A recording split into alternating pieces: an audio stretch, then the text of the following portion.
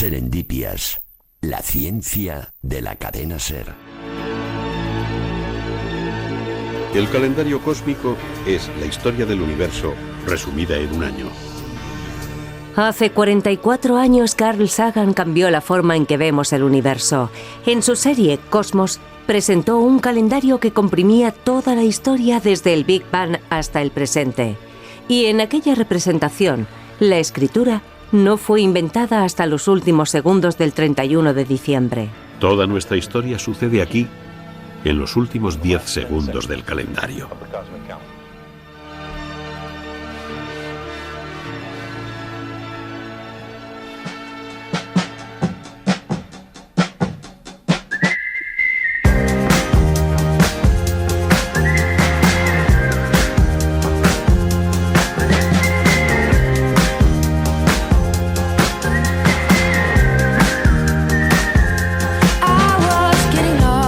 El calendario cósmico de Carl Sagan fue un éxito, una forma superintuitiva de comprender lo minúsculos e irrelevantes que somos en la historia del universo.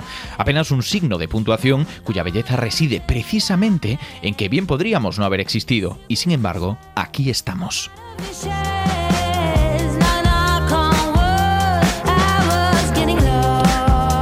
Muchos divulgadores se han hecho eco de aquel calendario, pero hay algo que nadie ha intentado, al menos hasta ahora. Porque un calendario nos da una idea aproximada del tiempo, pero hay algo mucho más intenso: vivirlo.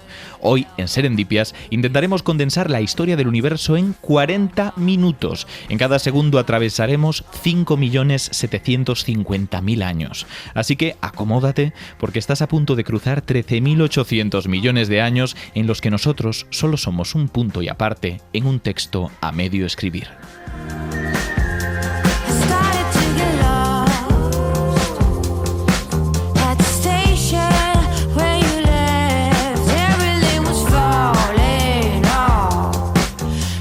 Tengo miedo, tengo que reconocerlo, tengo mucho miedo porque si nadie ha hecho esto antes es porque es complicado, sobre todo siendo esto radio, siendo esto tan estricto con el tiempo, los tiempos tienen que ir muy marcados. Y para que nos lo marquen tenemos con nosotros a 3 de nuestros colaboradores regulares. Voy a empezar presentando por aquí por mi derecha porque tenemos a Laura Toribio. Hola, Ignacio. Tú vienes lógicamente porque cosmóloga, nos contarás cosas del cosmos. Claro, de toda la primera parte. Luego que es larga. Es larga y además yo estoy contenta porque en el universo pasan muchas cosas, pero con tranquilidad. O sea, ¿verdad? El universo se toma sus tiempos y entonces, aunque hay que ir deprisa, a mí me ha tocado, creo, la parte más relajada y en la que se puede disfrutar más. Perfecto. Todo esto. Ya disfrutar un poquito menos FIF, que tenemos aquí a Pablo Fernández. Es la primera vez que te presento por tu apodo, pero ya puede ser oficial, ¿verdad?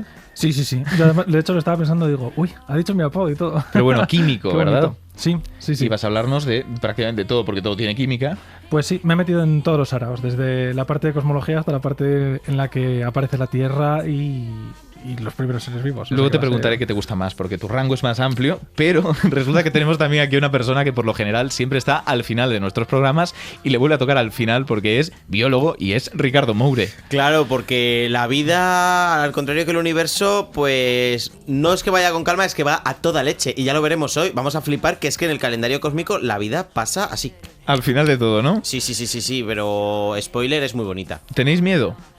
A lo mejor sí. A lo mejor un poquito. A mí me ha dado miedo tu speech inicial porque eres muy intenso, me encanta. Pero yo creo que es parte de la gracia, ¿no? Sí, Parte de la firma. Además, otra cosa no, pero este programa va a ser muy intenso. Va a ser muy intenso. Sí. Bueno, yo espero que estemos preparados. Desde luego que va a ser algo complicado. Pero al final lo que tenemos es toda una lista de acontecimientos. Vamos a darle, como decíamos al principio, el tiempo exacto que tendría realmente entre un acontecimiento y otro. Si pasan miles de millones de años, pues tendremos que dejar que ocurra más tiempo ahí, más segundos, que si fuera una diferencia de pues cientos de años. Que no hay ningún evento en nuestra lista que sea tan estrecho. Ya decíamos que lo había hecho esto Carl Sagan en su momento. Lo que no sé es si recordáis aquel momento en el que el calendario cósmico se popularizó un poco. Hace 44 años. Pues no. Bueno, por lo que sea, es que no éramos ni unos gametos. Pero hace 44 años no llegó aquí a España, tardó un poquito más en llegar. Ya, pero no, yo no me acuerdo del momento. O sea, luego sí que se ha hecho muy popular y ya de adulta he escuchado hablar de él, pero en el momento histórico, cuando llegara aquí, por supuesto que no. Yo tengo que decir que en su día y después cuando era niño no lo conocí, pero conocí el de Neil deGrasse hace pocos años, que hizo también uno muy chulo. Bueno, ¿estáis preparados entonces? Sí. Para hacer historia de la divulgación. Sí, estamos listos. Aquí, O en a la cagarla. SER, El calendario cósmico en 40 minutos.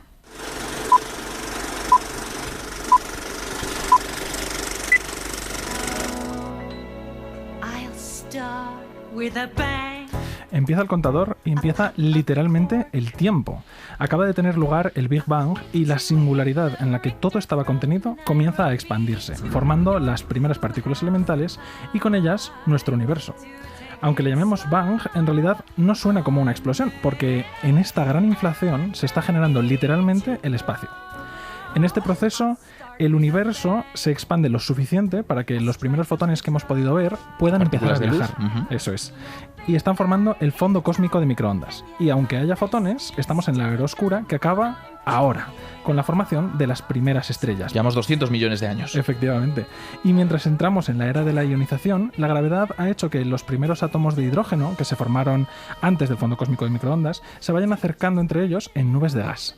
Y en estas nubes de gas y polvo se forman zonas más densas que por gravedad colapsan y provocan tanto calor y presión que ocurren las primeras reacciones de fusión nuclear, que generan luz por primera vez. O sea, se forman las primeras estrellas. Y tengo que decir que no todas las estrellas son iguales. Hay estrellas masivas y estrellas más pequeñas, pero todas formadas con hidrógeno. Y ahora mismo acaba de empezar la formación de las primeras galaxias.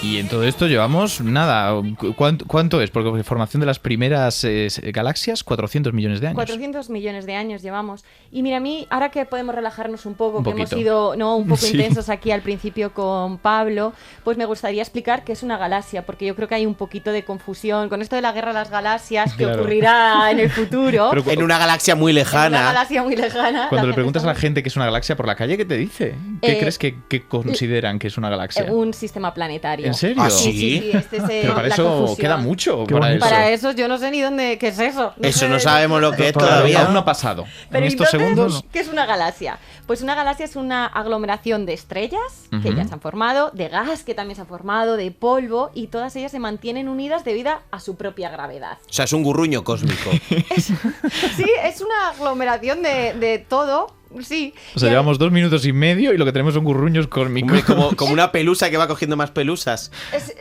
Bueno, pues más o menos, porque la formación de galaxias, luego voy a hablaros un poquito de ellas y está un poco son preguntas abiertas dentro de la astronomía, pero que va. ¿Gurruños? Son gurruños que acumula polvo.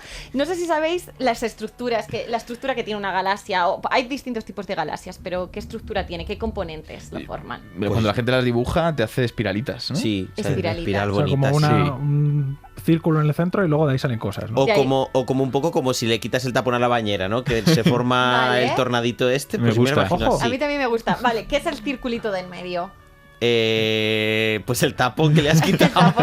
Se sospecha que todas las galaxias tienen un agujero negro supermasivo en el centro. Luego las espirales son los brazos de las galaxias elípticas, ¿eh? Vamos a hablar de las galaxias elípticas.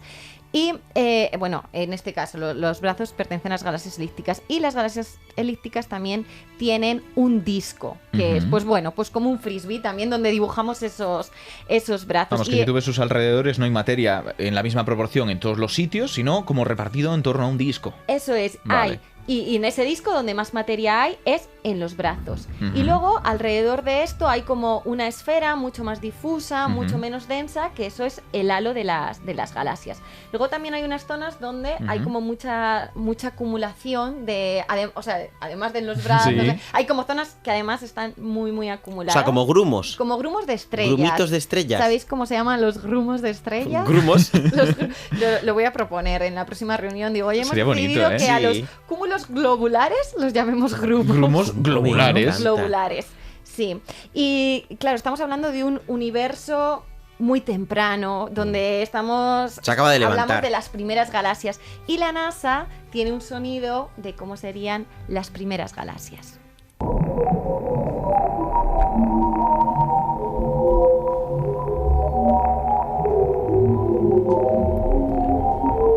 podrían ser las primeras galaxias o podría ser R2D2. Sí, También te digo, ¿eh? Esto es un poco... los aliens han venido a vernos de los años 60, ¿no? Sí, es muy ochentero, setentero así. Sí. Os gusta, así es la NASA. También la NASA, ¿no? Bueno, no. Es setentera la NASA. Y le gusta crear show, les gusta el show. Eso sí, eso Lo es hacen verdad. muy bien. Pero lo que estamos escuchando, evidentemente no es que pongan un micrófono en esas primeras galaxias, sino que tenemos datos, información y lo Sí. convertimos en sonido. Ya Claro, es datos en longitudes de onda que luego lo que han hecho ha sido transformarlo ¿Qué en longitud de sonido. onda es? Pues qué color tiene la luz, color o si tiene, es en vez de eso luz es. visible ultravioleta. Claro, o- y la energía, ¿no? La luz azul es mucho. Recordar que cuando vamos a la playa nos ponemos crema para protegernos del ultravioleta, que es luz más energética que el infrarrojo, pero en astronomía pues nos encargamos de estudiar todo el rango porque todo el rango nos da información. O sea, es decir, esto es una interpretación, no es en plan, oiga, Galaxia, ¿qué tiene usted que decir? Claro, sí, es una interpretación. Pero fijaros, os estaba hablando antes de que existen diferentes tipos de galaxias, no todas Sí. las galaxias son iguales.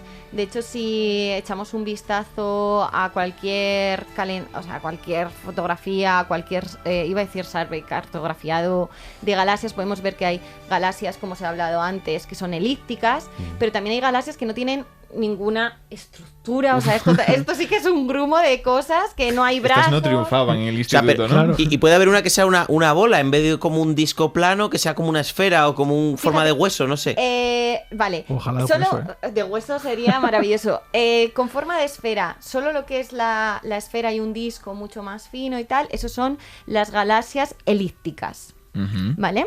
Y luego las que no tienen ninguna forma, que no logramos ver estructuras, esas son irregulares. Ah, Irregu- o sea, irregulares en plan cualquier cosa. O sea, eso es un moñoño que ven con el Y tú telescopio y... dices, Creo que no, tenéis que llevarlo al próximo congreso para que os acuñe los ya, términos. es decir, Porque... yo que hago clasificación de galaxias, Sí. podríamos decir, en la próxima reunión que tenga voy a decir, sí, tenemos las galaxias elípticas, las galaxias irregulares y los moñoños. Los moñoños. Yo creo Publicar. que va a quedar fantástico. Publicar un Nature titulado Moñoños Galácticos y cómo encontrarlos. Además, moñoños galaxies, ¿sabes? Porque Hombre, me claro, yo lo encanta. tengo que escribir en inglés, pero moñoño así. Moñoño. Que la gente está diciendo, ¿tanta prisa al principio y tan lentos ahora? Sí, yo ya os voy a Ya, adelantar ya. una cosa. Estamos en un momento en el que sabemos bien poco de lo que ocurrió y es muy largo. Así que vamos a Sí, tener eso es sus verdad. 20 y pico minutos Claro. antes del siguiente hito. Hay para hablar de galaxias todo lo que queramos. Pero fijaros, o sea, cómo evolucionan las galaxias o cómo se han formado que estas estructuras desde los moñoños, también conocidas como irregulares, las elípticas y las espirales. Tengo otro audio que también es de la NASA, que también es como una fusión de galaxias. A este le han metido musiquita. Sí, este es como banda sonora de cine independiente. Un poco. Uy, ahora hace cosas. Claro, cine independiente. Claro, cuesta más oír en realidad lo que hay debajo por todo. Le han Porque puesto los violines. el típico vídeo de TikTok que se han pasado con la musiquita de Vivaldi de fondo. Esto Ya. es como las fotos de Instagram que tienen la saturación tan a tope que no distingues si es una persona, es un perro o qué es lo que hay debajo, ¿no? Ya, es que se oye como muy mal. Mira, yo lo que os quería contar aquí es que cuando se empezó a plantear cómo evolucionaban las galaxias, se pensaba que lo que había era una evolución monolítica. Es decir, que todas las galaxias empezaban siendo elípticas, es decir, que no tenían ese disco, eso lo único que tenían era el halo alrededor, como ese balón más O sea, es poco como un denso. huevo frito sin yema, no tiene centro. Sí, tendría el centro, pero no tendría todos esos brazos, no tendrías esas estructuras tan formadas. Y según iría evolucionando en el tiempo, se irían formando las diferentes estructuras. Y luego, pues las irregulares vendrían a ser de pues fusiones de cosas que no han terminado como de quedar O sea, del todo bien. Vas a tener un accidente que no te va a reconocer ni tu madre. Es un poco el concepto, ¿no? Galaxias que colisionan y su forma cambia por completo. O un poco galaxia wannabe, ¿sabes? Que quiere serlo, pero no le sale. Que igual le estamos sale. diciendo tonterías, no estamos dejando hablar a Ya, es Laura verdad, aquí. pobre. Yo iba No, a preguntar pero justo sí. en esta línea de esto después es esperable que se convierta en una galaxia con una forma. Es que esto está descartado. O sea, Ah, esto se no es llama. wannabe. se llama el diagrama de Hubble, ¿no? Y además tiene como forma de tenedor, porque todas las galaxias van como primero siendo las mismas y luego, bueno, pues según lo que les ocurre, pues son espirales barradas, esos son los irregulares. pinchos del tenedor, ¿no? Claro, y son los pinchos del tenedor.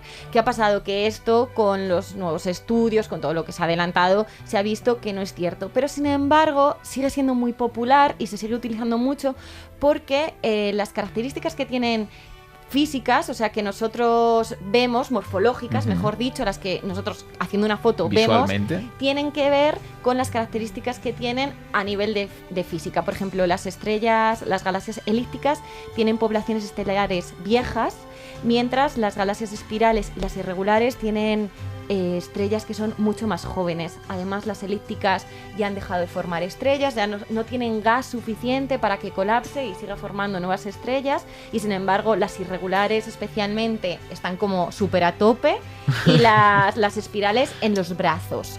Y luego también otra cosa que ocurre es que las estrellas del halo y del disco no son iguales. Por ejemplo, las estrellas del halo son mucho más viejas y giran muy rápido. Te voy a hacer una pregunta que igual te estoy poniendo aquí un aprieto, pero tú miras una estrella y al menos nosotros con los ojos vemos un puntito de luz. ¿Cómo puedes saber si es más joven, más vieja? ¿Cómo se las apañan para hacer esto? Vale, eso se hace con unos diagramas, o sea, es complicado esto de explicar. Se hace con unos diagramas que se llaman color-magnitud. O sea, las estrellas, nosotros sabemos que no todas las estrellas son iguales. Lo he dicho justo cuando íbamos acelerados con Pablo. Y dependiendo de la masa que tenga esa estrella, va a tener una vida u otra. ¿Qué ocurre? Que la masa determina la gravedad que va a ser capaz de tener y por lo tanto la presión y la temperatura que va a alcanzar para formar, esto seguramente Pablo lo puede explicar muy bien, para formar elementos químicos más pesados. Entonces, todas las galaxias, todas las estrellas empiezan con la fusión del hidrógeno, que es el primer elemento químico que se transforma en helio. Luego el helio se va a transformar en oxígeno, el oxígeno en carbono y así hasta... Se van uniendo, ¿no?, sus núcleos y haciendo cada vez... O sea, hay un momento que se puede decir... Niño, antes todo esto era hidrógeno. Sí. No había otra cosa. Antes, hace un ratito. Hace nada, hace unos claro, minutos. hace nada. Hace unos minutos, sí. Hombre, recordemos que llevamos 11 minutos 43 ahora mismo, que es un nada para todo lo que nos queda, que son 40 minutos la historia del universo hasta ahora. Que turra el universo. Claro, pues todas las estrellas no son capaces de formar los mismos elementos químicos. Las estrellas más pequeñas no son capaces de formar hierro, por ejemplo. Vale. Y entonces, ¿qué ocurre? La vida de las estrellas jóvenes es muy violenta, porque tú dices, las estrellas masivas es muy violenta. Tú puedes pensar, si una estrella tiene más masa, vivirá más tiempo, porque va a tardar más tiempo en convertir todo ese hidrógeno en otros elementos químicos. Pero sin embargo ocurre todo lo contrario. Tiene una vida muy violenta, porque para poder compensar toda esa gravedad que imprime la estrella hacia afuera, tiene que tener más reacciones nucleares en el interior para que haya una fuerza porque la que gravedad hacia tendería a colapsar la estrella sobre sí misma, y la fuerza que evita que colapse sobre sí misma, como un edificio que se cae, sería esas reacciones nucleares que empujan hacia afuera, ¿no? Claro, es que la vida de una estrella es una lucha por dos fuerzas. Un pulso con las fuerzas que la oprimen hacia adentro, que viene a ser la gravedad, con las que intentan liberarla hacia afuera, que son las reacciones nucleares. O sea, es básicamente como ponerte 3 tallas menos. O sea, lo está pasando así una estrella todo el rato. Está siempre como intenta ir para afuera, pero está apretada. Intenta siempre buscar el equilibrio, porque el equilibrio es lo que le va a dar vida. Si deja que la gravedad gane, colapsa. Si deja que ganen las reacciones químicas, se diluye. Vale. Entonces, ¿qué ocurre? Que las estrellas más masivas pues terminan explotando en supernovas. Hay diferentes tipos de supernovas, no voy a entrar ahora en eso, terminan explotando como supernovas y muchas forman agujeros negros. Y sin embargo, las estrellas menos masivas pierden sus capas como si fueran cebollas, ¿sabes? Es como poco a poco, es como me sobra otra. Se van despellejando, ¿no? Pero lo hacen en plan, ¿es como mini estallidos o es en plan que se les cae? Es como que, sí, como si se fuera soltando un poco, ¿sabes? Que ya la gravedad no es capaz de mantener todo eso unido, ya tampoco son capaces de generar, ya han consumido como toda la materia que tenían para consumir, entonces van como soltando las capas y esas son imágenes muy bonitas de nebulosas planetarias. O sea, las estrellas masivas son como las estrellas del rock, que a los 27... Brillan el doble y viven la mitad, ¿no? Exactamente. Brillan más, son más calientes, Sí, y viven mucho menos. Entonces, así puedes Pobreticas. intuir cuáles son más jóvenes y más viejas, ¿no? Podemos intuir cuáles son más jóvenes y más viejas debido a su composición química y a unos diagramas que se llaman color-magnitud, según lo que brillan y según el color que tengan, porque también el color que tienen las estrellas tiene que ver con la temperatura, que tiene que ver con la masa, que tiene que ver con la edad. Claro, que esto es Todo algo está curioso, ¿no? Que la relacionado. gente igual no sabe. Si se fijan en el cielo nocturno, no todas las estrellas son puntitos amarillos o blancos. No. Hay algunas que pueden reconocer que tienen pues, tonos rojos. Y las azulados. Todavía no podemos preguntar por el sol, ¿no? A eso ya sería No, spoiler. todavía no. Las estrellas azules se ven a simple vista y se diferencian muy bien claro. de las rojas. Te iba a decir, algunas rojas y azules se distinguen muy bien. Sí, ¿eh? Muy sí, bien. sí. En la- Betelgeuse, en Arturo, Orión. por ejemplo, ¿no? en Creo que es rojo. una tal bollero. constelación de Orión, que quizá aparezca en el futuro, se ven muy bien la diferencia de colores en Orión. Una duda, porque también el color cambia en función de la distancia a la que estamos de la estrella, ¿no? Sí, y eso se llama efecto Doppler y eso tiene muchísimo que ver con una cosa que vamos a escuchar ahora mismo.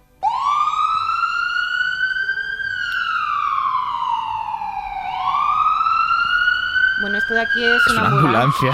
No.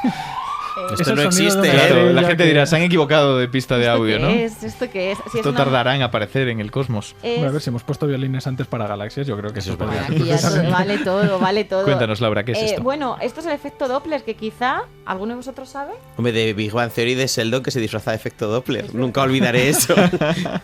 En un capítulo, pero Sí, sí, esto... Vaya, o sea, el efecto Doppler es esta idea de que cuando... Con el sonido se nota mucho, ¿no? Cuando te desplazas, si te estás acercando a la persona que lo está escuchando, comprimes las ondas de sonido y entonces suenan más agudas, ¿no? Porque... Esto es digamos un que poco la las idea de ondas la con más ambulancia, frecuencia ¿no? suenan más. Cuando la Sí. ambulancia se acerca suena más aguda que cuando se aleja, que es más grave. eso es Eso es. porque la fuente emisor de sonido se está desplazando hacia el que está recibiendo ese sonido. Entonces se están comprimiendo las ondas de sonido o se están estirando. En el Yo, universo... perdóname una cosa, lo comparo mucho para que la gente lo imagine visualmente con alguien corriendo con un acordeón en la mano, uno por delante y uno por detrás. El acordeón que llevas por delante se ve comprimido y el acordeón que llevas detrás se va a ver extendido a medida que tú corres. Un poco la Ya. idea. Yo lo Claro. veo más como en las pelis, cuando alguien se cae, rollo un pozo, un edificio que suena... ¡Au! Se va haciendo como grave, ¿no? Creo que es por el pozo eso, ¿eh? Creo que es un Bueno, efecto mira, distinto. No, pero también Pero ya- Mufasa cuando cae a los news, hay un pozo y también hace... ¡Hermano, no! Tú tienes que A ver, escribir pero muchos papers.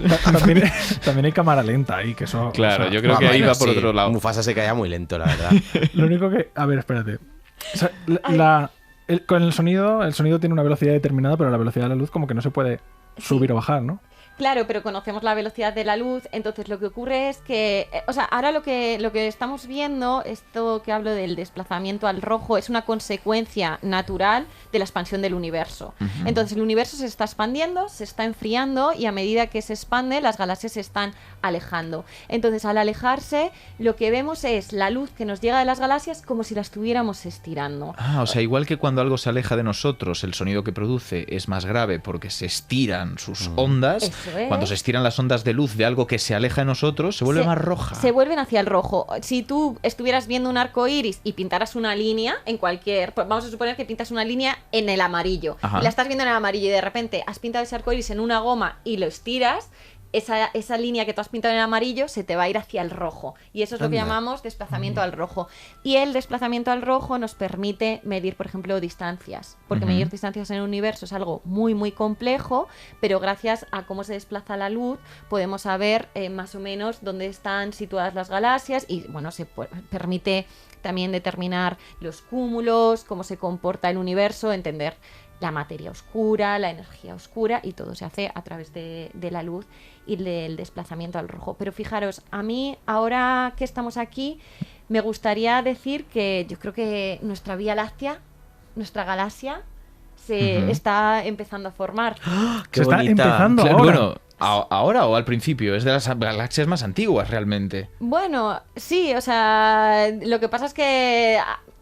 sí. No tiene la forma que tenemos Claro, que tiene es ahora, ¿no? que también es complejo todo esto. O sea, qué edad tienen las galaxias, cómo han ido evolucionando, es un campo que está muy abierto. De hecho, ahora con el telescopio en James Webb se han visto estructuras en las galaxias como que tienen barras, galaxias que están en un universo profundo que no deberían tenerlas. Estas son las que de forma muy original habéis decidido llamar galaxias barradas. Sí. Necesitáis a Moure. Ya. ¿Cómo es una galaxia con barras? No entiendo esto. ¿Como un código de barras? Un moñongo. No, un moñongo no, porque un moñoño es una pelota amorfa, pero Él tiene muy claro barras, la terminología. unas barras, Pues, no sé. el próximo congreso que llevo, Moure, ¿qué les digo? Galaxia paquete de salchichas. Galaxia salchichera. Galaxia salchichera me gusta. Galaxia radiador también Salchilaxia. desbarrada. Salchilaxia, Por me favor, gusta. y ahora que tenemos término con la salchilaxia, cuéntanos qué Vale, es pero y qué implica. porque- ¿Cuántas barras tienes? Solo un segundo. Bueno, una. Ah, vale. Es que ¿Solo Moure es una barra? Entonces no es un paquete de, Será de una salchichas. salchicha. Bueno, estuve claro. pensando otro nombre y que nos cuente Laura. Sí, Vale, vale. Lo que os quería decir es que pues todo esto del diagrama de Hubble que os contaba antes y la evolución, pues bueno, eso se descartó, pero ya se tenía como una idea de cómo se formaban las galaxias. Por un lado, fijaros, las galaxias elípticas decían, bueno, pues esto viene de fusiones de diferentes galaxias, y las espirales, pues hay como dos teorías así que toman fuerza. Una que dice que hay un colapso monolítico y que se forma el halo, después se forma el disco y se forma todo, y otro que venía a ser un poco esto de acumulación, que lo llaman el inside out, Vale. ¿vale? Oh, Como que se empieza inside out, como la peli esta de los muñequitos de la cabeza. Sí, sí. O sea, que se empieza a formar la parte interna y luego pues se va aglutinando. Se va agregando cosas, agregando. Vale. polvo y se De dentro a termina- afuera, punto. Ya está. de dentro a afuera. Vale, entonces, ¿qué pasa? Pues dentro de estos modelos de evolución de las galaxias, dicen, pues la barra aparece en este momento, y entonces lanzan el James Webb empieza a tomar Que es un telescopio datos. espacial. Sí, perdón, que a veces, claro, me creo que todo el mundo, que todo el mundo conoce el James Webb. Lo lanzaron el día de Navidad Lo sé. del 2022. Los que estábamos ¿no? trabajando como periodistas, precisamente, no se lo agradecimos mucho a la NASA, porque claro, fue un lanzamiento que coincidió con el día de Navidad, estando ahí pendientes para cubrirlo en vez de cenando. Y la pasta que se gastaría la NASA en pagar a la gente por ir en festivo. Yo lo Pues estaba igual pensando, sí, ¿eh? Y hay esas cosas, carísimo. que hay que después de que se retrasan, no sé qué, es No, como hay que lanzarlo exacto. hoy. O sea, Claro. Es me que da el igual James que Webb sea Navidad, lo lanzamos Tuvo una cantidad hoy. de retrasos Muchísimos, increíbles, de y para años. asegurar que nadie lo robaba, porque iba para despegar en Guayana Francesa, ¿Cómo vas a robar? Sí, Hombre, sí, que sí. tiene Webb? Escucha, tiene escucha. mucho oro, Ah, el sí. James Webb. organizaron Increíble. varios barcos que simultáneamente fingían transportarlo hasta Guayana para que nadie supiera dentro de qué La barco madre que iba lo parió. el James Webb. Estamos hablando de placas de oro, como decía O sea, Laura, muy finas, pero muy valiosas porque es O sea, enorme. lo de los ladrones de cobre del tren, pero a lo bestia. Sí, sí, sí. Perdona por esta digresión, pero es que me parecía curiosa la historia. No sé si llegaría a explicar lo de las galaxias barradas. Sí, Ya he buscado un nombre, es Galaxia Muesli, porque es una barrita. Hecho. Venga.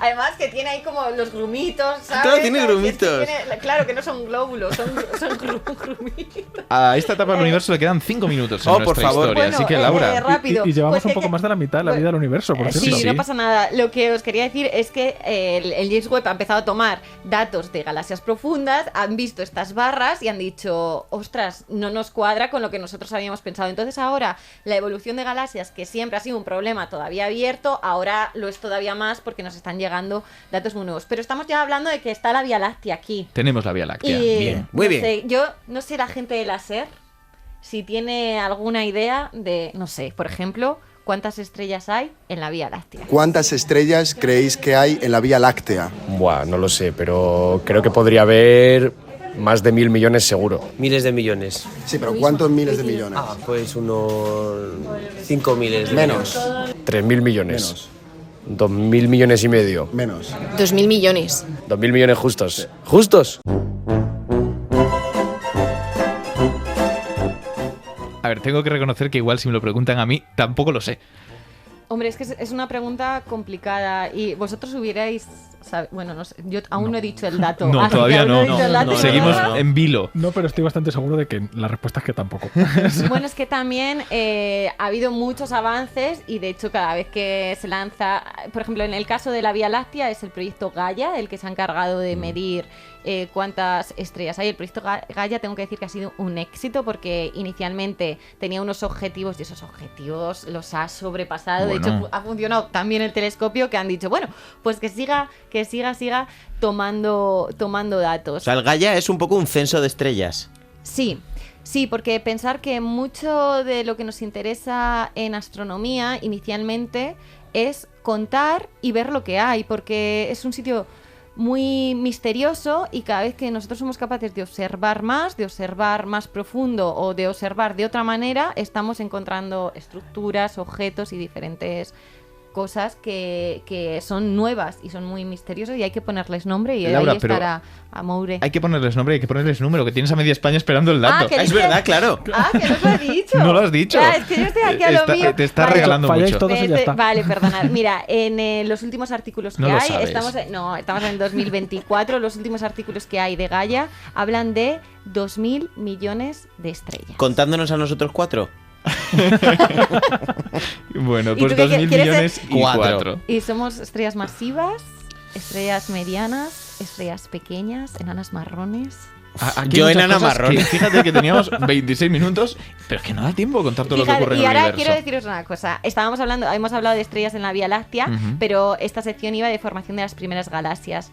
El proyecto Dark Energy Survey, que es uno de los más grandes y que ha observado más profundo el universo, actualmente este proyecto ha contado 600 millones de galaxias. Dios. O sea, estamos hablando que en una galaxia como la Vía Láctea hay 2.000 millones de estrellas y que en un espacio que sí que es grande, pero tampoco es tan profundo del universo, estamos hablando de 600 millones de galaxias. Cuando das estos números, Laura, se me pasa por la cabeza una cosa que yo creo que a todos nos sonará y no podemos hacer un serendipia sin poner al menos un fragmento de una película.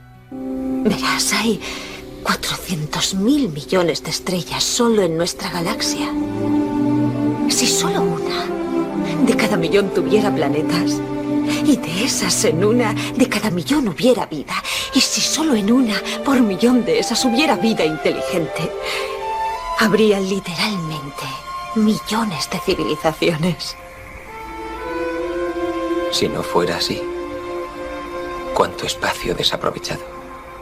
Un fragmento de Cosmos que yo creo que es muy icónico y muy desactualizado, hemos visto, Claro, ¿no? pero es que es normal. Y ¿sabéis lo que pasa? Que dentro de unos años alguien que escuche Serendipias, esto va a estar desactualizado también, porque lo siento, pero es que la astronomía nos deja a nosotros como... Encima contad que bajón hacerte ese pedazo de viaje para que aparezca tu padre y dices, ¿por qué no es que te vas a traumatizar viéndonos? Pero tan feos sois. Mira, yo vengo hasta aquí, quiero ver un pulpo, una cosa rara, 7 ojos. Hay que reconocer que estamos mucho más actualizados que el calendario original. Y eso sí, mucho más. Laura, quedan 22 segundos antes del siguiente Nos quedan hito. 22 segundos, estamos en nuestra Vía Láctea. Nuestra Vía Láctea pues también es una galaxia que está formando estrellas, está acumulando gas en algunas zonas. Y hay ¿Nos estás preparando para hay algo que va a ocurrir? una zona así como en un brazo, Ay, ¿qué puede ser? Sagitario, que empieza a interesarnos mucho y ahora mismo se está formando el sistema solar. Tengo que decir que el Sol no es una estrella de primera generación, lo he dicho antes, que las estrellas de primera generación están formadas de hidrógeno y el Sol no. Y además alrededor se está formando un disco protoplanetario. ¿Y de qué está formado el Sol? ¡Ay, ya no da tiempo! No, porque Ay, se acaba el de disco, formar la Dios mío, Tierra. ¡El moñoñito cósmico! Es que no hay tiempo para nada ya. No. Estaba mal acostumbrado. Dime. Sí, se acaba de formar la Tierra, o sea que ya estamos aquí, pero al principio... Bueno, ya estamos aquí, la Tierra está. Bueno, la Tierra está aquí, sí. O sea, hace 4.500 millones de años y básicamente lo que ahora es la Tierra ha recogido todo el polvo y toda la nube que había en nuestra órbita y venimos a ser todavía una roca a mucha temperatura, pero que poco a poco, a lo largo de 15 millones de años, va a llegar al siguiente gran evento del que vamos a hablar. Que es que, fíjate, hace 4.300 millones de años ya se empiezan a dar las condiciones para la vida. Y por tanto, pues para que yo pinte algo en este podcast, porque es que no pinto nada, vamos. Pero te como digo, biólogo. la vida ha tardado esos 27 minutos y pico en Que aparecer. no pinta nada, es el señor que voy a llevar a nombrar todas las Pues eso lo digo moñoños. Mirad, ¿cuáles son los ingredientes que los biólogos viejunos llamaban, de los ingredientes de eso que los biólogos viejunos llamaban la sopa primigenia de la vida, ¿no? Pues para una sopa que necesitamos caldito, Ajá. fideos y fuego, ¿vale? También lo decían así, ¿no, fideos? Sopita. Un poco. Pues para la vida algo parecido, necesitamos caldito, agua, que para los fideos moléculas orgánicas bien gordas como aminoácidos y luego pues de fuente de energía, un calorcito. Entonces el agua, nuestro caldito, yo no veo muy bien ahora de dónde sale, pero seguramente pudo llegar a través de un tipo de meteoritos que son los condritos, que caían bastante en la Tierra. Ajá. Luego las moléculas orgánicas, como esos aminoácidos o los ácidos nucleicos, los fideos, pues pudieron llegar también en meteoritos o formarse en estratos de arcillas, porque las arcillas son un pringui muy favorable para que se formen moléculas bien grandes. Y la energía, pues hidrotermal. Es decir, ahora mismo, en las fumarolas y los géiseres de la Tierra se está cociendo la vida. Ay, qué bonito. Y no hemos llegado ni a los... O sea, no han pasado ni 10.000 millones de años todavía. No. Y ahora fíjate, vamos a llegar enseguida a los 3.700 millones de años, que es cuando por fin tenemos vestigios de vida en la Tierra. Hablamos de hace 3.700 millones de años. Sí, hace 3.700 millones de años. Porque es que durante esos 600 millones de años previos, de los que se estaba hablando, en realidad se dan las condiciones para la vida, pero no se sabe muy bien qué pasó. Es decir, es posible que incluso la vida surgiera varias veces y se fuera extinguiendo. Porque es que sí, había condiciones para la habitabilidad, pero la de las condiciones eran chunguísimas. Aquello no era una maravilla, porque ahí había una atmósfera petada de metano y sin oxígeno, o sea, como un cuarto de adolescente. Y, o sea, que sí. Y fíjate, hubiese o no varios orígenes fallidos de la vida, en algún momento en esta época surge un organismo muy especial. Un organismo al que llamamos LUCA. LUCA son las siglas de Lost Unknown Common Ancestor, que básicamente en español sería ancestro común, perdido, desconocido. Un organismo que no sabemos cómo era, pero que fue el antepasado de absolutamente todos los seres vivos que pueblan la Tierra ahora mismo. Hay una cosa, si me permites que te interrumpa, que me parece brutal, y es, tú piensa cuánto ha tardado en aparecer la Tierra, cuántos minutos han tenido que pasar, pero es que desde que aparece la Tierra hasta que hay vida, ¿cuánto ha pasado? Pues muy poquito. Poquísimo, así que... Estaba ahí, preparada para salir. Es que seguro que hay vida por ahí, porque vamos... Hombre, tiene toda la pinta. Aunque sabemos muy poco de LUCA y no sabemos nada, lo que sí que vemos ahora mismo en esta época es como una costa. Imaginaros, hay una costa ahora en la Tierra, sí, y vemos como unas rocas muy raras. Esos son estromatolitos y son estructuras de roca que están formando comunidades de bacterias al capturar carbonato de calcio. De hecho, algunos de esos estromatolitos que estamos viendo han sido fijados por unas bacterias que la van a liar enseguida, las cianobacterias. Y ahora mismo está teniendo lugar un proceso que Mauri y yo, hablando de este programa, hemos descubierto que nos flipa por igual, que es la fotosíntesis. Es una maravilla. Es fantástico. Sí. Es fantástico ahora que ya vivimos en una atmósfera que tiene oxígeno, pero en la atmósfera primigenia que ha comentado antes Mauri, en realidad es una putada, porque estamos metiendo una nueva sustancia que ya después comentaremos lo que está ocurriendo. Es que es toxiquísima. El oxígeno es toxiquísimo. Ya está el spoiler. Es toxiquísimo. Que ahora voy a ser un negacionista del oxígeno. Uy, voy a serlo. Bueno, no hay tanto todavía en la atmósfera. En este momento de la historia de la Tierra hay poquito, no puede cambiar las cosas, ¿vale? Voy a hacer de negacionista yo. O sea, efectivamente, sí. Venga. Porque es verdad que todavía nos queda un rato para que este evento... ¿Qué es lo peor que puede pasar? Ya lo veremos. Bueno, pues ya lo verás. El asunto es que esta primera fotosíntesis no es como nos imaginamos ahora, con hojas, con plantitas y tal, porque no existe nada de esto, sino que son unas bacterias que se llaman cianobacterias, que son las primeras que son autótrofas y que utilizan la energía del sol para llevar a cabo sus funciones biológicas y para producir nueva materia orgánica. O sea, generar materia, la fotosíntesis. Pero generar materia orgánica a partir de materia inorgánica y el sol. Es que eso no nos damos cuenta de lo milagroso que es y de que habría que lavarse la boca antes de hablar de la fotosíntesis. Efectivamente. Y justo ahora acaba de tener lugar un nuevo evento increíble. Uy. Mira, es que estamos hace 2.700 millones de años. Y está pasando una cosa. ¿Veis? Yo me lo imagino delante de mi cara. Hay una célula ahí muy gorda que se está comiendo una célula chiquitita. Pero tranquilos que no se la va a merendar. No. Lo que va a comenzar es la mayor asociación o más importante de la evolución, que es la endosimbiosis. Porque esa célula gorda es una arquea de Asgard, que atención al nombre, es que me encanta, y la chiquitita es una alfa proteobacteria, y se van a asociar, y se va a quedar la chiquitita viviendo dentro de la grande. ¿Y qué va a pasar?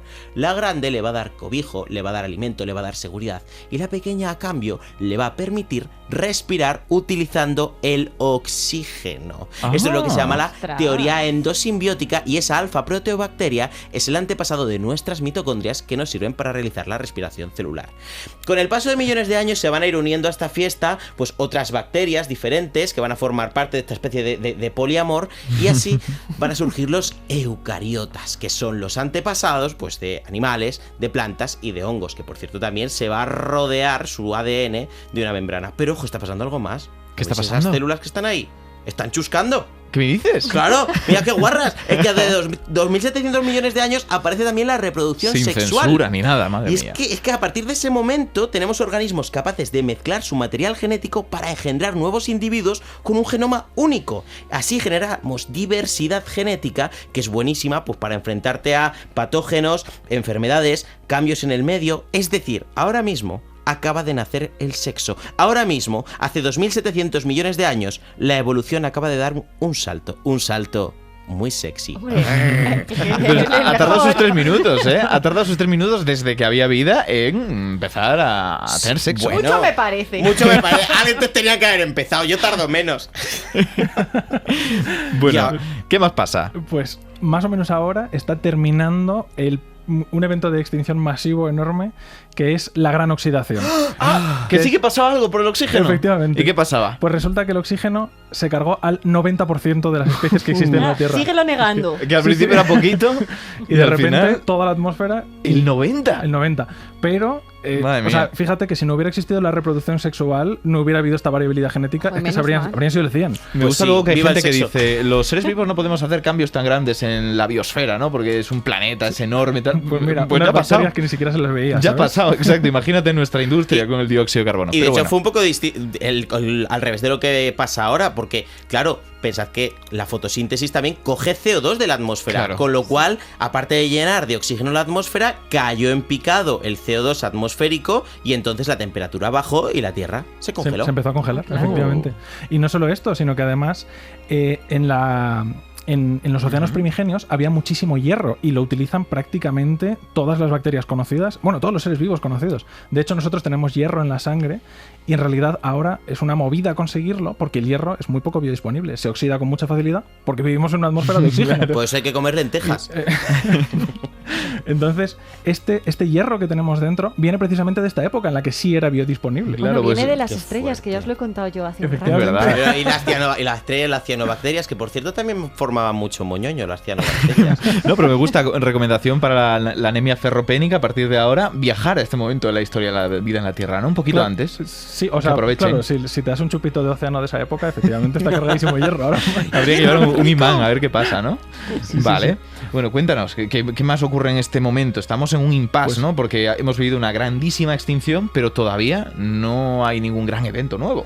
Estamos a punto de llegar al siguiente, que tiene además que ver con el hecho de que el oxígeno nos permite un metabolismo muchísimo más eficiente. Eso. Y esto es lo que permite que empiecen a crearse muchísimas especies nuevas, mucha mayor variabilidad y que empiecen a conquistarse Claro, nuevos territorios. porque hasta ahora teníamos solamente especies unicelulares, prácticamente, o pequeñas colecciones de organismos. Pero se lo pasaban bien, ¿eh?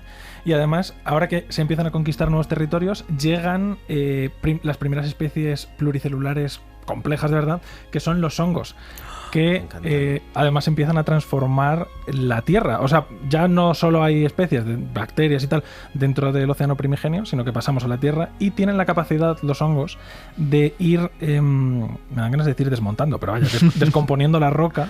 Ostras. Y, claro, y eso permite la aparición de los suelos, más o menos como nos hacemos ahora la idea de que es un suelo para cultivar. Claro. ¿no? Porque cuando decimos además biosfera, de verdad que es una interacción entre lo que hay geológico y la vida que la está modificando. Sí. Es que claro, los hongos lo que van haciendo literalmente es comer roca. Se van cargando la roca y van haciendo trocitos pequeños y eso pues es un sustrato para la futura vida, que no vamos a hacer spoiler, que va a llegar después. En algún momento. Sí, que Bueno. le queda poco menos de un minuto todavía para ¿sí? llegar. Ojo. Y los hongos, ojo, en asociación con, es que me encanta decirlo, con las cianobacterias. Efectivamente, que son los primeros organismos simbióticos también y empiezan a formar algo parecido a lo que son ahora los los líquenes. Perdón.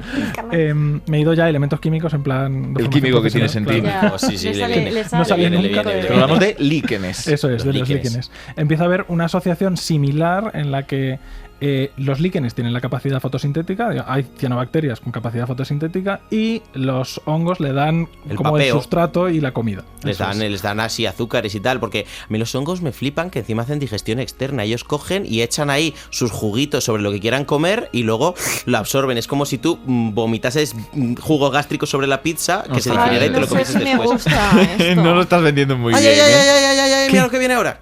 700 millones de años. Hace 700 millones de años la fotosíntesis, ojo, se extiende más todavía a la tierra firme porque aparecen las plantas. ¿Y qué hacen? Pues añaden más oxígeno todavía a la atmósfera, dando la oportunidad de que surjan animales más complejos que necesitan más oxígeno. Animales como los primeros invertebrados que acaban de aparecer. Que, ojo, tampoco confundir con la idea que tenemos ahora de los invertebrados, porque no tienen tejidos especializados todavía, no tienen cabeza, o sea, son todavía unos bichicos que Podríamos viven- decir que son un moñoño. Sí.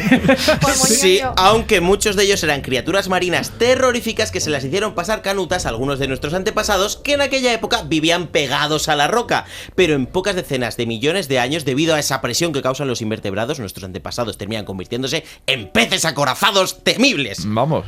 Y ojo, porque ahora acaban de aparecer otros invertebrados también súper chulos que están por todas partes, que son los insectos, que han colonizado la Tierra en estos 15 segundos. O sea que hay peces que son previos a los insectos. Eso es, efectivamente. Curioso. Hace 360 millones de años aparecen los primeros árboles y los anfibios, algunos de cuyos descendientes se independizarán del agua gracias al huevo con cáscara y llevarán al nacimiento de los reptiles hace 315 millones de años, que darán origen al tremendo linaje de los dinosaurios hace 245 millones de años, y al de seres capaces de alimentar a sus crías mediante secreciones y de generar su propio calor gracias a un metabolismo aceleradísimo permitido por una dentadura especializada que aceleraba sus digestiones. Los mamíferos, hace 215 millones de años. Hace 160 millones surgen los únicos dinosaurios que, gracias al vuelo y a generar su propio calor, se librarán de la extinción causada por el meteorito. Las aves. Hace 130 millones aparece una forma de reproducción en las plantas que revolucionará la biodiversidad. Aparecen las flores. ¡65 millones! ¡Pum! Los mamíferos heredan una tierra devastada por el meteorito y hace 55 millones aparecen los primates, de cuya línea evolutiva surge hace 7 millones de años el último antepasado común de simios y humanos. Words are flowing out like endless rain into a paper cup. They slither as they pass and slip away across the universe. Pools of sorrow, waves of joy are drifting through my open mind, possessing and caressing me. Jai Guru Deva. Nothing's gonna change my world. Nothing's gonna change my world. Han sido 40 minutos muy intensos. Sobre todo los últimos. ¿Que estás bien, Moure? Yo me he hecho daño en la mano haciendo el meteorito. Hombre, es que ha temblado la mesa. He tirado el agua. Pero la mesa llena de agua. Lo hemos conseguido, ¿eh? Y yo me he estado fijando muchísimo en los tiempos y es que hemos clavado un montón de tiempos por cuestión de un segundo. Estoy muy orgulloso, muy contento de vosotros, de verdad. O sea, muchísimas gracias. Hemos hecho historia de la radio. Hemos hecho historia de la radio nosotros y tengo que dar el nombre de un héroe sin capa anónimo, que es Roberto Fermín García, que es quien ha programado nuestra pequeña aplicación que nos iba chivando por los cálculos que habíamos estado haciendo en qué momento ocurría cada uno de los hitos. Para que sepáis que detrás de esto hay cálculos y precisión. ¿Qué quiere decir? ¿Que dentro de unos años igual son otras fechas? Puede ser, pero nosotros hemos intentado ceñirnos a los papers más recientes para que esto sea lo mejor posible, ya que teníamos que esforzarnos porque saliera bien, ¿no? Nos hemos acercado asintóticamente a lo más cierto. Ha sido orgásmico. Ha sido muy bonito. ¿Os habéis sentido bien entonces? Sí, a mí me ha gustado mucho. También mi parte ha sido muy diferente a... Es que yo veía a Moure al final. Con lo cosmo, ¿no? Yo me quedo ya si eres de... ¿Cómo era? ¿Brazo o qué tenía la galaxia? ¿Brazo o...? Sí, moñoños tenía. No, de esto de que... Barra. No, de eres de... ¿De halo o de brazo? Disco. Eso, de halo de disco, que es como el muslo pechuga del pollo con la galaxia, ¿eh?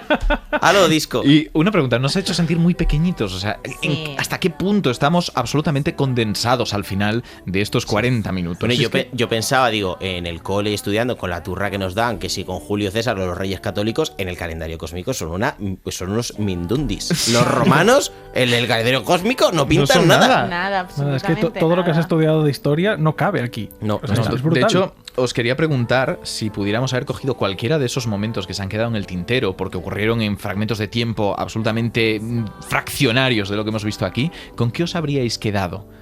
¿Hay algún evento que os hubiera gustado? ¿La escritura o...? A mí me dan ganas de decir el Imperio Romano por el meme, pero en realidad la escritura me parecería muy guay.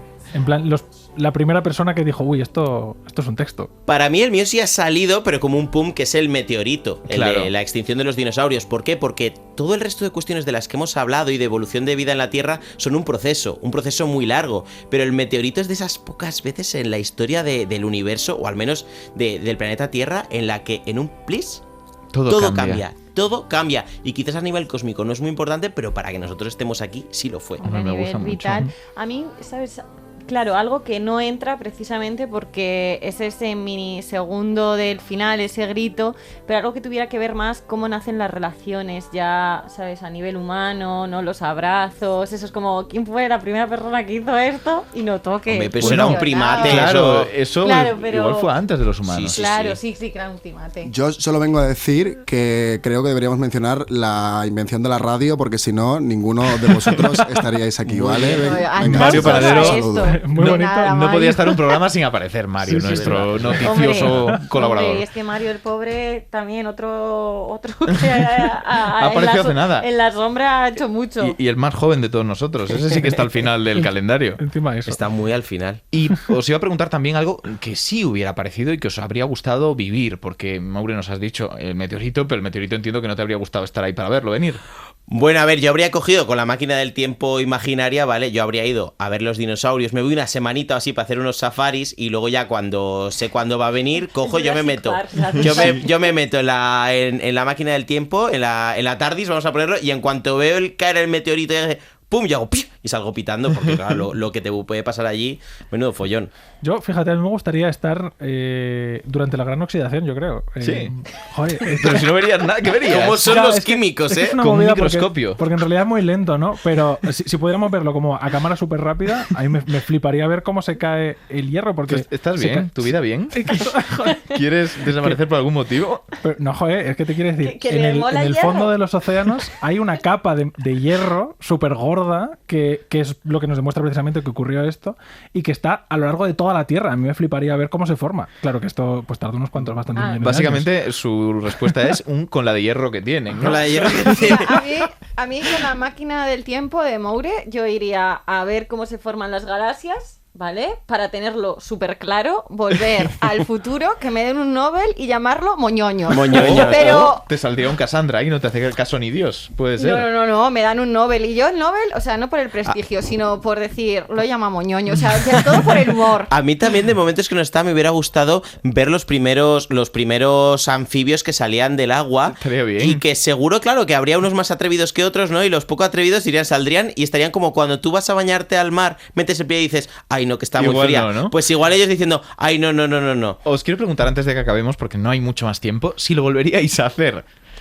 ¿Hay silencio? Pues sí. No, sí. ¿Os ha gustado? Mira que al principio era como, va a ser muy complicado. También para mí es diferente, ¿no? Pero yo lo veía complicado, los tiempos, que nos ajustáramos, las prisas. Esto ha tenido muchísima preparación y yo sí lo repetiría. Yo sin puñetazo en la mesa. Sin lesiones ha sido un meteorito de verdad. Que nadie se confunda. Pues muchísimas gracias a los tres, porque esto no habría sido posible sin vosotros. Muchas gracias.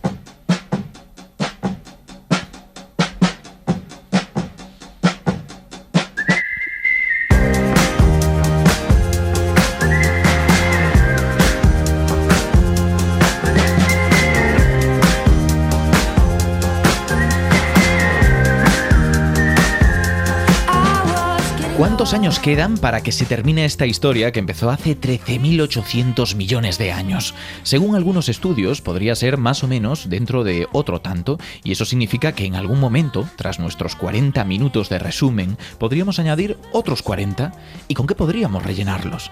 ¿Qué nos queda por delante que sea tan trepidante como todo lo que ya hemos vivido?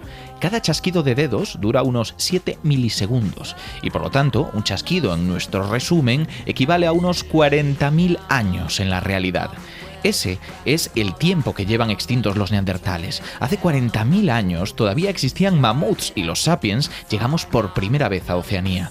¿Dónde estaremos dentro de otro chasquido? ¿Y dentro de 2? O mejor dicho, ¿cuántos chasquidos viviremos antes de descubrir que esta historia nunca ha tratado sobre nosotros? Serendipias con Ignacio Crespo.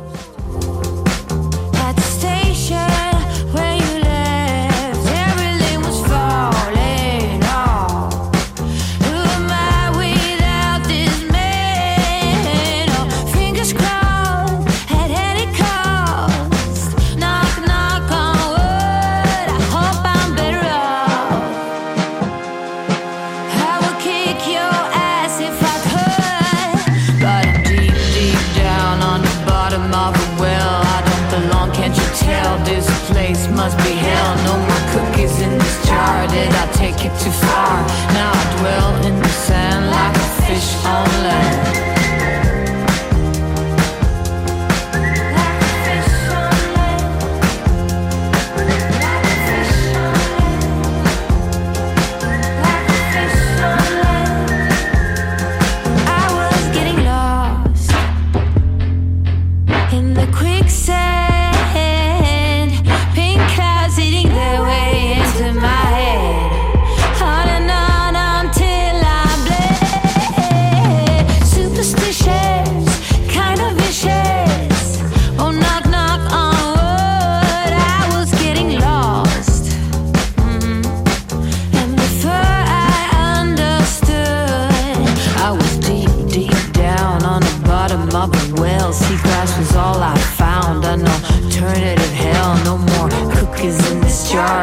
Take it too far, now I dwell in the sand like a fish on land. But I'm deep, deep down on the bottom of the well. I don't belong, can't you tell? This place must be hell. No more cookies in this jar.